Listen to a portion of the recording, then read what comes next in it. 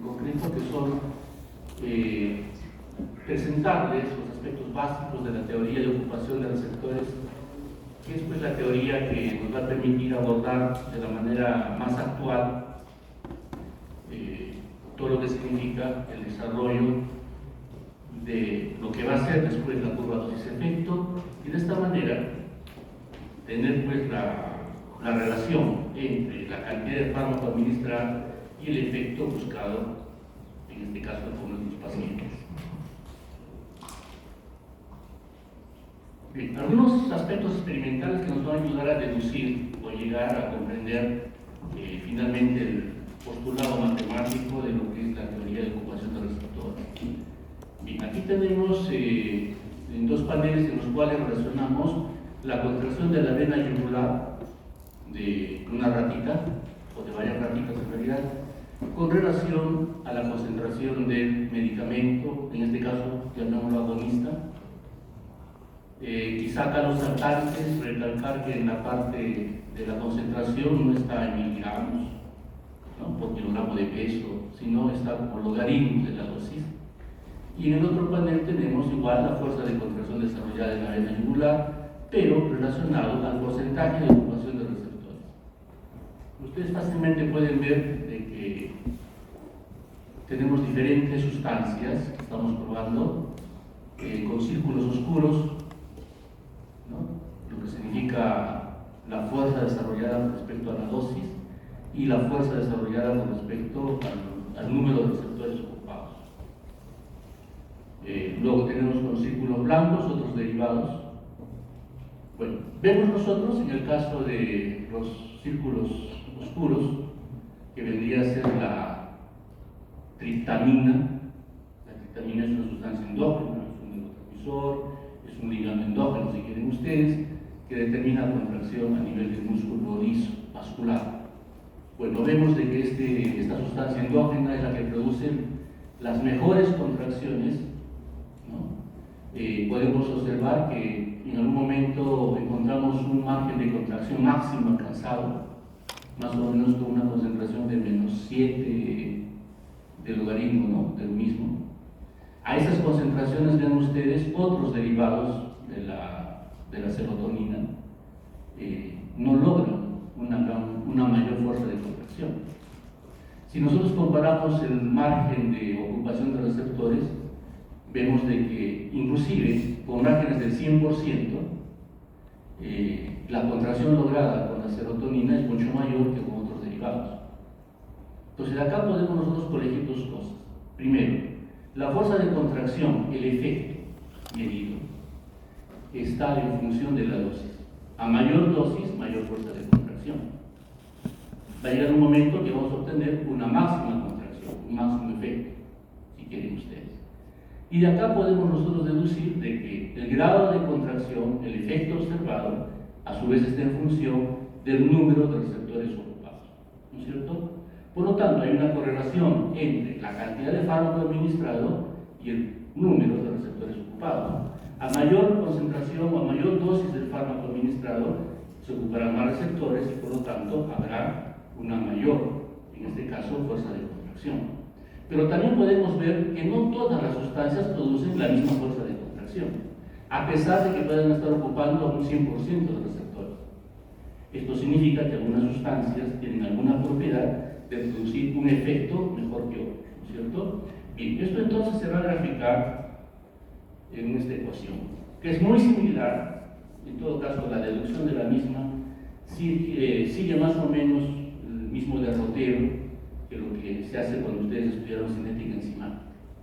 En todo caso, la respuesta del efecto está en función de la cantidad de fármaco administrado, en este caso ligando, sustancia agonista, por decirlo así, involucra un factor de afinidad, la posibilidad de que el fármaco se una al receptor, es la constante de afinidad, si quieren ustedes, y una constante alfa, que viene a ser esa actividad propia que tiene el medicamento de lograr efecto, que en su sentido más antiguo se denominó actividad intrínseca.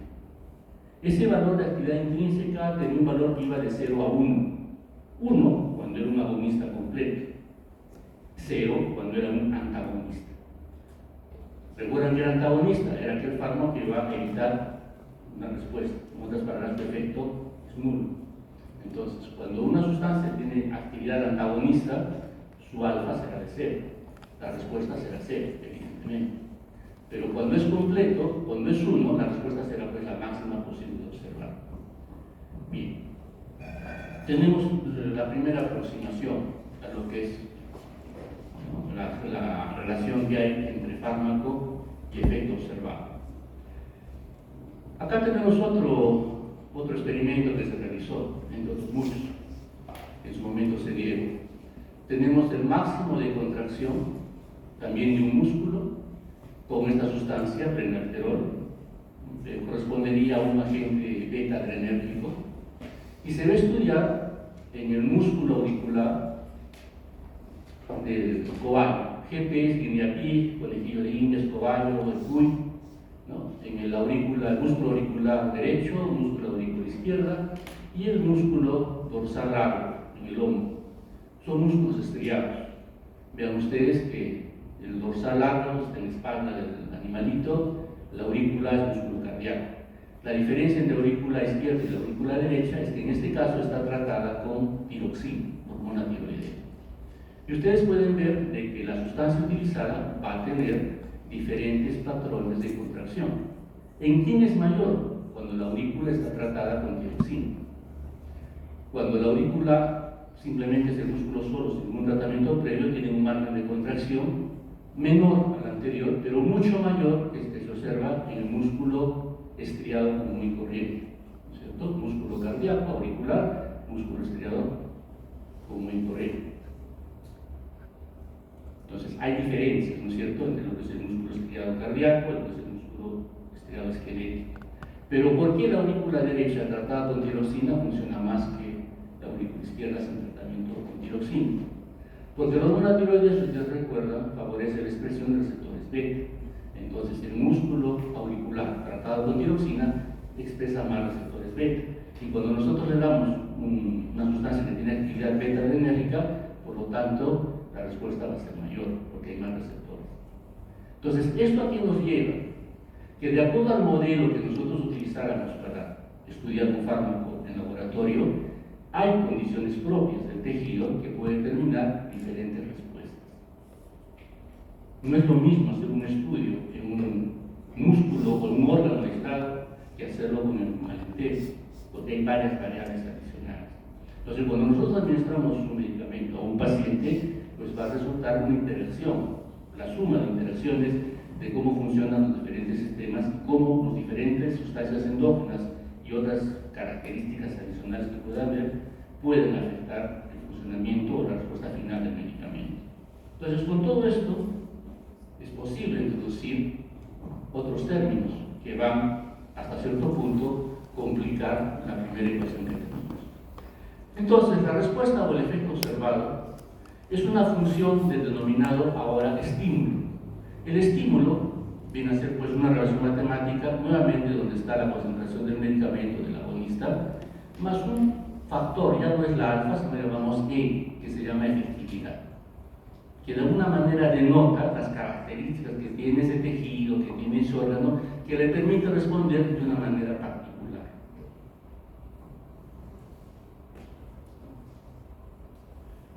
Entonces, más o menos llegamos a este tipo de esquema. Cuando el fármaco se une a su receptor, se forma un complejo que va a determinar una serie de respuestas, dijimos bioquímicas, de amplificación y transducción, que finalmente se traducirán en la respuesta o efecto farmacológico. ¿Okay? Muy bien, entonces lo que este estímulo, que en buena cuenta viene a ser pues este intermedio activo, si quieren ustedes, entre fármaco y receptor, cómo es que desencadena todo ese conjunto de reacciones bioquímicas que finalmente se traducirán en un efecto y que de alguna manera tratan de ser matemáticamente expresados en las fórmulas que hemos visto. Okay. Sin embargo, los estudios posteriores y todo lo que ustedes pudieran en ese momento querer introducir y deducir, nos lleva a una última fórmula, que digamos es la más vigente en la actualidad dentro de ciertos esquemas de trabajo. donde igual tenemos un estímulo, pero vean ustedes, tenemos ahora una constante diferente, denominada eficacia intrínseca, que está relacionada con el número de receptores que puede tener el modelo farmacológico que nosotros estamos estudiando. ¿Okay? Entonces, digamos que a partir de una fórmula inicial, podríamos más o menos intuir con facilidad, podemos nosotros complicarla introduciendo otros términos, dado que en el individuo, si quieren ustedes, al final es la suma, como decía hace un momento, de varias condiciones que van a determinar cuál será el efecto final observado en el paciente. Bueno, a partir de aquí entonces tenemos una serie de términos que vale la pena recordar. En primer lugar, afinidad, que está dado por esta constante de afinidad, que define pues esa propiedad que va a tener el fármaco para unirse a su receptor. Mientras más afinidad tenga un medicamento, pues evidentemente más fácil se unirá al receptor y por lo tanto la posibilidad de generar una respuesta será mayor. La eficacia es la propiedad que determina pues precisamente presentar el efecto. Pero como hemos visto, no todas las sustancias o medicamentos van a tener la misma capacidad de producir respuesta, a pesar de que se unan en la misma proporción al receptor. ¿Por qué? Porque hay una propiedad que depende de la misma sustancia, que es la actividad intrínseca, ¿no es cierto? Entonces, reconociendo que el medicamento puede unirse al medicamento al receptor en mayor o menor proporción y que esa unión determina mayor o menor efecto, podemos hablar de agonistas, como ya más o menos sabemos el término, como aquellos fármacos que al unirse al receptor producen una respuesta dentro del sentido esperado, que serán agonistas totales cuando esa respuesta pues obedece al 100% y serán parciales cuando esa respuesta llega al 50, 60, 70%. Y serán antagonistas aquellas sustancias que al unirse al receptor determinan que no haya respuesta, donde la actividad intrínseca, como dijimos, podría ser cero, ¿cierto? Bien, entre 0 y 1 tenemos pues un amplio margen de respuestas que pueden darse, de intensidad de respuestas que puedan darse, donde van desde totales al 100% hasta parciales o cualquier fracción inferior a esto, ¿no es cierto? Y eficacia intrínseca es un factor o una constante, diré mejor, que se relaciona en sí al tejido órgano, que tiene que ver con la capacidad de producir respuesta más el número de receptores que puedan estar funcionando en ese modelo, en ese tejido, en ese órgano, etc. ¿Okay? Digamos entonces que cuando uno hace un estudio en modelos experimentales, la respuesta del tejido va a tener un componente que depende precisamente, por un lado, de la ocupación de receptores y por otro lado, de la capacidad que tiene el tejido en sí, de su eficacia multiplicado por los receptores que pueda ofrecer. No todos los tejidos van a expresar el mismo número de receptores, por ejemplo, como hemos visto, ¿no es cierto? Dependerá. Cuando hemos visto el ejemplo del experimento con el músculo auricular estimulado con una tiroidea y sin una tiroidea, debido al número de receptores expresados, diferentes tipos de respuestas, ¿no es cierto? Bien. Esta situación, que hasta ahí era relativamente simple, en la actualidad se ha complicado más. ¿Por qué? Porque como recuerdan ustedes, cuando se logra determinar en esa cascada de señalización de amplificación de señales, hay varios intermedios bioquímicos, entonces cada uno de ellos puede participar de diferentes maneras. Por lo tanto, los modelos matemáticos pueden complicarse, tal como ustedes pueden ver ahí. Bueno, esto ya obliga otro tipo de análisis, no tan sencillo, evidentemente. A partir de acá, y especialmente cuando uno estudia los receptores ligados a proteínas G, como dijimos, son entre los principales modelos a utilizar, encontramos entonces ahora nuevos conceptos importantes e interesantes. No son tan nuevos en realidad, porque digamos tienen ya como unos 20 años de vigencia, pero recién están comenzando a introducirse en la práctica, porque se ha visto que más de un medicamento va a tener estos comportamientos. En la actualidad se acepta que el receptor va a estar en dos estados, un estado inactivo y un estado activo. Evidentemente el estado inactivo no produce ningún tipo de efecto, ¿no es cierto? El receptor activo sí puede producir efecto. En un estado de reposo hay un equilibrio entre la forma inactiva y la forma activa, que muchas veces, cuando es posible medirla, podemos nosotros con técnicas especiales medir pues que hay cierta magnitud de efecto, mínima, pero existe. Ahora, una cosa es que yo diría que está en reposo y otra que esté en estado inerte. En reposo significa un equilibrio, en estado de normalidad, si quieren ustedes, en el cual puede haber una fracción de receptor activo que produce pues cierto efecto.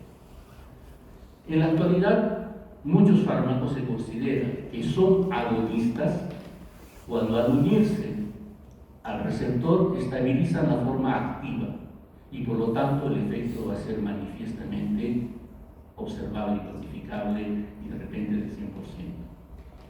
Y vamos a llamar agonista inverso cuando el receptor se une a un fármaco que va a estabilizar la forma inactiva, donde al estar ese fármaco, pero ese receptor totalmente en forma inactiva, no manifiesta ningún tipo de efecto.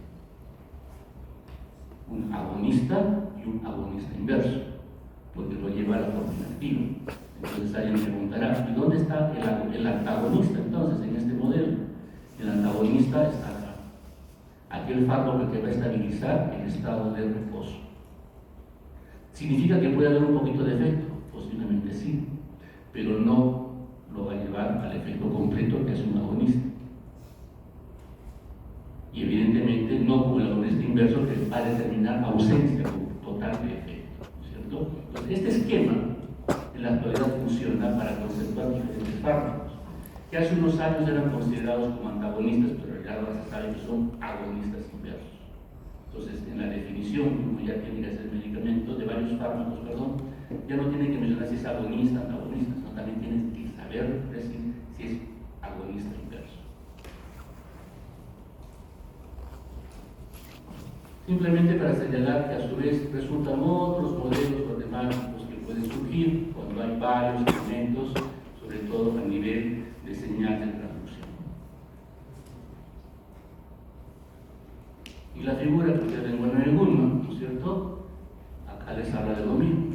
Tenemos cuando cuando se une el fármaco al receptor determinando un 100% de intensidad, lo llamamos que es un fármaco agonista, receptor activo. Cuando el fármaco lleva el fármaco al receptor a la forma inactiva, es un agonista inverso.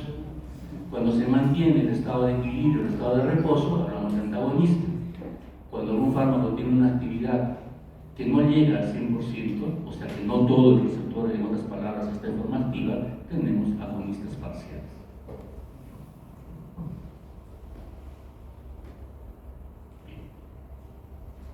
Con esto en mente, entonces, ya podemos comprender un poquito mejor cuando uno hace los ploteos, los estudios que relacionan, por ejemplo, porcentaje de efecto con concentración de fármaco. Por eso les decía, de primera instancia tenemos una curva que es muy similar a la obtenida cuando ustedes han estudiado genética enzimática. Tenemos pues un efecto máximo a lograr con concentraciones tales, en este caso del fármaco, y lo importante de este tipo de curva hiperbólica es de que llega un momento que entre nosotros aumentemos la cantidad de fármaco, hemos llegado a un efecto máximo. ¿Okay? Bien, este tipo de curvas no es el más utilizado en farmacología, sino el que relaciona la intensidad del efecto con la concentración del fármaco, pero expresado como logaritmo. En realidad es la curva dosis-efecto, la famosa curva dosis-efecto. Entonces acá esta curva suele tener una forma sigmoidea, una forma de S, donde podemos denotar fácilmente que hay pues un efecto máximo. La concentración, una vez que alcanza efecto máximo, por más que lo aumentemos la dosis, no vamos a obtener un efecto mayor. A su vez, esto nos sirve para encontrar aquella concentración que denota el 50% del efecto máximo. En otras palabras, la denominada concentración efectiva 50. Okay. A partir de ahí, nosotros podemos comparar fármacos en base, en este caso, al agonismo, entre fármacos agonistas. ¿Qué podemos nosotros encontrar entonces cuando comparamos fármacos agonistas? Pues básicamente encontramos dos variantes. Cuando dos fármacos van a tener el mismo efecto máximo y cuando dos fármacos van a tener efecto máximo diferente. ¿Okay? Entonces, estos dos fármacos, el A y el B, tienen el mismo efecto máximo. Pero vean ustedes que las concentraciones a las cuales encontramos esos efectos son diferentes. La curva A permite encontrar efectos a una concentración menor que respecto a la curva B, ¿no es cierto? Entonces, a partir de acá nosotros podemos denominar o podemos encontrar un nuevo término que es potencia farmacológica. La potencia farmacológica relaciona la cantidad de fármaco que nos permite obtener un efecto. Para fines comparativos, la concentración efectiva 50 es útil. Vean ustedes, la concentración efectiva del fármaco A, del 50%, es menor que la del fármaco B. El fármaco A es más potente, porque menor cantidad de fármaco nos permite tener un efecto mayor, ¿no es cierto? Entonces es fácil. Acá le damos cuenta cuál es el fármaco más potente. Acá tenemos el fármaco A y el fármaco B. Acá la diferencia es de intensidad de efecto, ¿no es cierto? El efecto máximo del fármaco A está aquí. El efecto máximo del fármaco B está acá. Por mucho más que yo eleve la concentración del fármaco B, nunca llegará hasta el fármaco A, ¿no es cierto? Por lo tanto, el fármaco A es más efectivo que el fármaco B. Desde el punto de vista práctico, ¿esto tiene alguna utilidad e importancia? Sí. Porque muchas veces utilizamos potencia como una característica muy importante de un medicamento. Es un fármaco más potente, es el que te voy a dar. Pero en realidad no es así. Que sea más potente significa simplemente que puedo dar una dosis más pequeña para obtener un efecto determinado. En lugar de darle una tableta de 1 gramo grande y difícil de tragar, le voy a dar una tabletita de 0.25 miligramos que es más fácil de pasar, ¿no es cierto? Pero dado el caso, le voy a dar pues el gramo de ser necesario para obtener el efecto buscado. Por ejemplo, alivio del dolor. Yo puedo aliviar un dolor con 1 gramo de paracetamol, o sea, 2 tabletas comunes y corrientes. Pero de repente el mismo dolor lo puedo aliviar con 10 miligramos de ketorolaco. 10 miligramos más chiquito, 1 gramo más grande. Pero igual lo voy a aliviar, ¿cierto? Comodidad para el paciente, posiblemente. En cambio, cuando yo comparo dos fármacos que tienen diferente efectividad, de hecho, mejor puede ser el fármaco A, porque va a ser más eficaz para aliviar el dolor, para aliviar la fiebre, para aliviar o disminuir la presión arterial, etcétera, etcétera. Entonces, cuando nosotros vemos propagandista médico y nos habla de potencia, ustedes vuelven para aquí la pared, ¿no? Cuando les habla de eficacia, presten un poquito más de atención. No nos dejemos engañar por lo que nos dice la propaganda. Ahora, evidentemente, a nivel de comunidad, la propaganda también impacta en el paciente. Cuando viene a pedirnos a nosotros consulta y se discute de alguna manera, no es posible, la medicación, la terapéutica, pues no falta más de un paciente que entra a internet, lee cosas y después les pide a ustedes que les dé fármaco más potente, porque les dice que es mejor, etcétera, etcétera. Entonces ustedes deben estar en capacidad de poder, primero, saber lo que tienen que entender y en su momento de repente también educar al paciente o a quien sea pertinente. Cuando hablamos de antagonismo, dijimos, consideramos pues aquella condición en la cual el fármaco más bien evita que se dé un efecto o disminuye, en todo caso, la intensidad del mismo. Nosotros podemos diferenciar dos tipos de antagonismos, competitivos y no competitivos. En los competitivos, aceptamos de que hay cierta semejanza entre el antagonista con el fármaco o el ligando agonista. Y en base a esa semejanza, se va a buscar unirse al receptor, pero su efectividad, su actividad intrínseca no es la misma, ¿no es cierto? Entonces, cuando esa capacidad de producir efecto es menor, vemos pues, de que el efecto tendría que ser, de hecho, de menor intensidad. Pero, en los antagonismos competitivos, donde hay esa semejanza entre el fármaco antagonista y el ligando agonista, es posible que cuando nosotros aumentamos la concentración del agonista, nosotros podamos de alguna manera superar ese antagonismo. El hecho es de que el efecto máximo es factible de ser alcanzado. ¿Okay? Utilizando dosis cada vez mayores, pero logramos de alguna manera superar el antagonismo competitivo, porque es fácil de entender. Como se parecen, cuando yo aumente la cantidad del fármaco, digamos, del agonista, voy a superar el antagonismo, ¿no es cierto? Y de esa manera, simplemente por proporciones, alcanzo o logro nuevamente encontrar el efecto máximo. Pero, aparentemente, las afinidades van a ser menores. Aparentemente, la potencia disminuye, ¿no es cierto? Se va desplazando, si quieren ustedes, hacia la derecha. En cambio, en el antagonismo no competitivo, vemos de que progresivamente el efecto va a disminuir. En este caso, en el antagonismo no competitivo, el fármaco se une a un sitio diferente de la molécula receptora.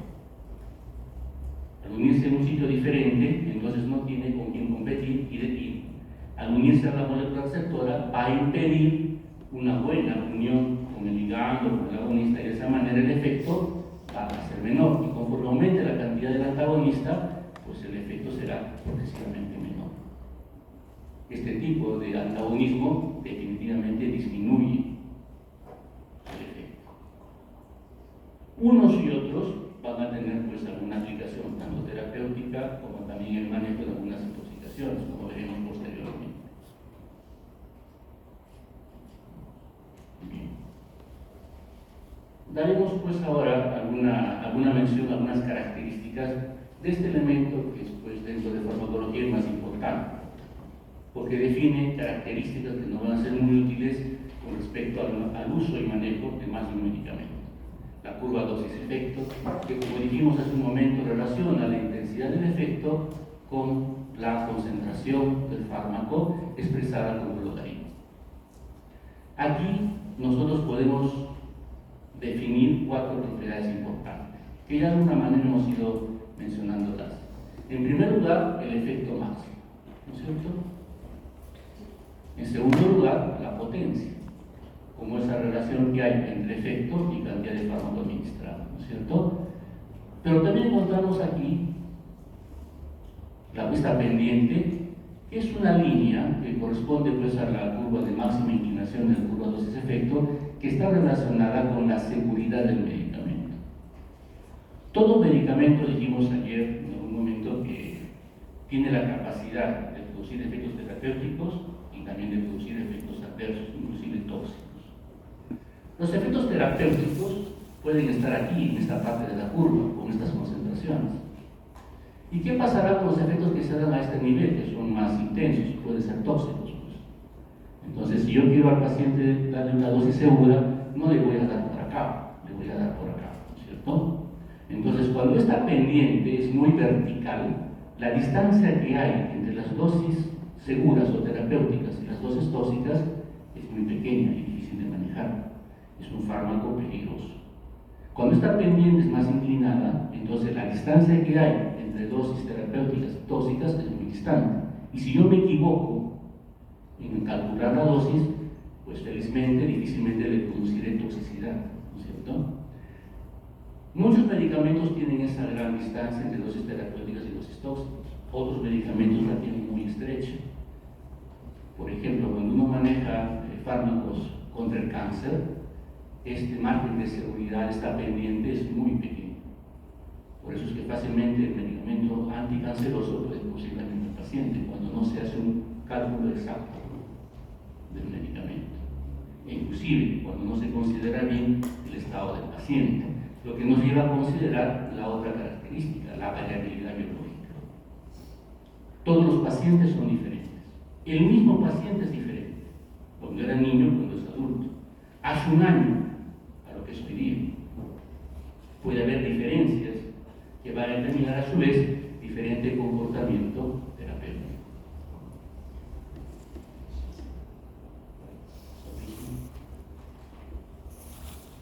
A partir de la variabilidad biológica, nosotros podemos determinar 2 tipos de curvas especiales, dependiendo cómo el efecto se va a reflejar en la población. Ya no hablemos de un individuo, de un grupo pequeño de individuos, hablemos pues de una muestra de la población.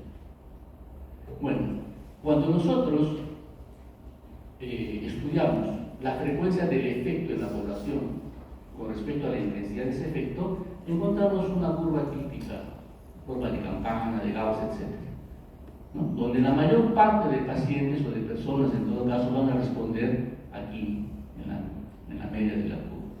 Pero tenemos extremos, donde hay pacientes que manifiestan efectos o intensidades máximas a una dosis determinada, y hay otros pacientes que a la misma dosis tienen efectos mínimos.